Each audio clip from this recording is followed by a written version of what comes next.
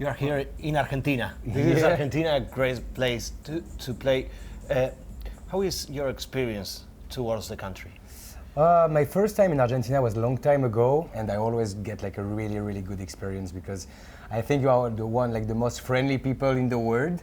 And the experience, even like in all South America, I love this kind of place to play, but Argentina, it's always really special.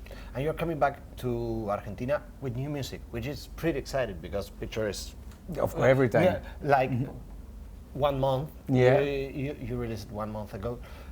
How do you start a process of making a new EP, a new album, a new song? It was a really spatial concept. It's not like a usual EP, because a normal EP you are finding to build a story between 3-4 tracks, but the picture EP is a spatial series on dynamic, means that all the tracks don't need to be linked, but you need to show all the spectrum of your influence and sounds in every track.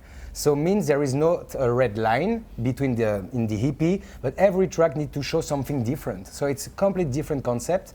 But at the end, I was preparing this EP in a really spatial way because I sent almost like 20 tracks to prepare it. And at the end, we just decided all together with Solomon and the dynamic team to pack the 6 tracks.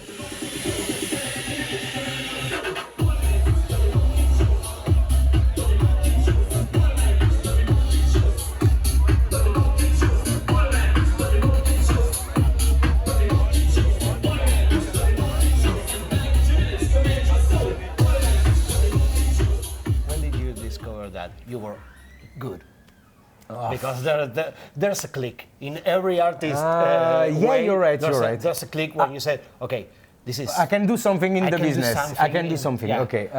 I think it was not that easy, but when you release the first famous record, and when you see the impact that this record has on all the scene and industry, you realize that you did something special. Yeah. And when you just realize that you can do special things, at that moment you switch your mind and you are like, okay, I can add something on top and I can do like something really special in this like music world. But you gain confidence towards recognition?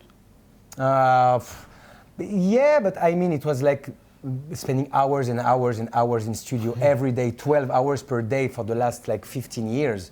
So it was, at the end, we always say that the hard work always pays off.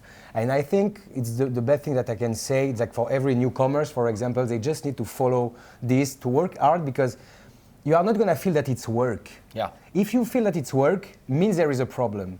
But you have to put up the work. It's not magic that lighted you, but you have to be there at the studio. You have to work from 9 to 5 to kind of office like job. Yeah, you're right. It's not magic what happens. It's not pure technical and feeling. Of course, but then I think there is a little part of chance everywhere. Yeah. You know, there is a little part of chance. So at the end, you are working hard, doing like many more tracks and trying to experiment things and not following the trend. That's super important to find your own identity.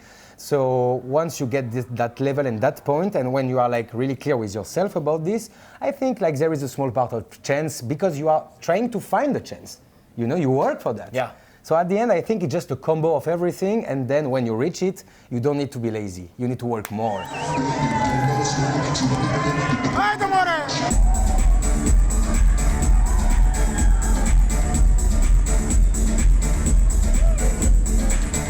How the people consume the music nowadays affects the creative process? It's a super great question because I saw like an interview from David Guetta a few days ago, and he was talking about this. It was super interesting because he's saying that now, because the people are consuming the music super fast, he doesn't want to release a new full album, but he prefers to release single after single because he has the feeling, and we'll all have this feeling, that when you release, like for example, 6 tracks EP is already like a big release because you are gonna maybe lose like 2 or 3 tracks.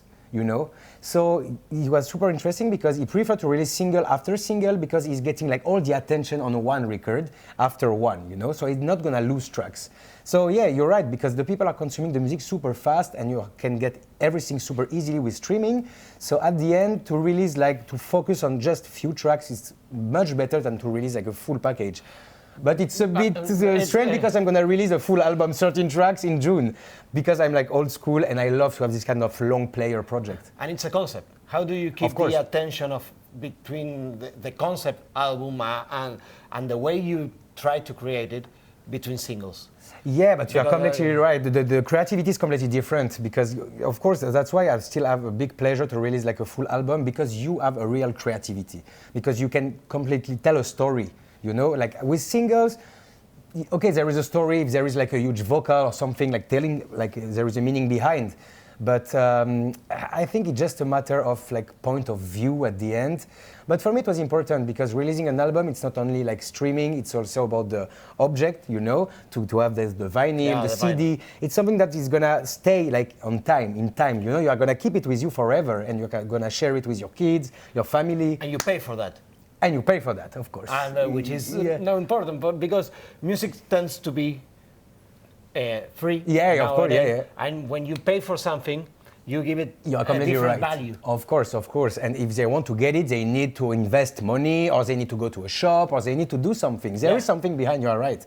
But now I have the feeling I have like a super old school talk. But yeah, I'm not so old. But yeah. I'm already like 20 years in the business. So yeah, I'm just like, I can see all the different like waves over the generations. So yeah, but it's good to have like this kind of influence.